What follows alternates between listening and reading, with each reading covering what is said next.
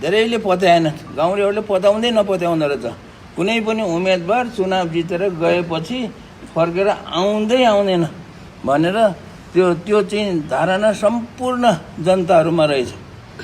अहिलेदेखि होइन, उहिलेदेखि यस्तो छ। तपाईँ पनि जितेर जानुभयो भने आउँदैन भनेर मलाई चाहिँ ठोकुवा नै गरे कति ठाउँमा। अनि त्यही भएर मैले दोस्रो बाचा के गरेँ भनेदेखि, यदि म फर्केर आएन, काठमाडौँमै हराएँ भनेदेखि मलाई चाहिँ जहाँ भेट्छ त्यहाँ चाहिँ बेनीमा भेट्यो बेनीमा, बाटोमा भेट्यो बाटोमा, जहाँ भेट्यो होइन भने घरमै आएर पनि मलाई चाहिँ लौरोले ठोक्नुहोस्, होइन, सास चाहिँ राखिदिनुहोस् भनेको छु मैले। सास चाहिँ राखिदिनुहोस्, लौरो ठोक्नुहोस्, हात खुट्टा भाँच्दै हुन्छ। अनि के अरे लौरो पाएन भने ढुङ्गाले हाने पनि हुन्छ भनेको छु मैले। साँच्चै हो, यो सबै सम्पूर्ण गाउँको मान्छेहरूलाई थाहा छ।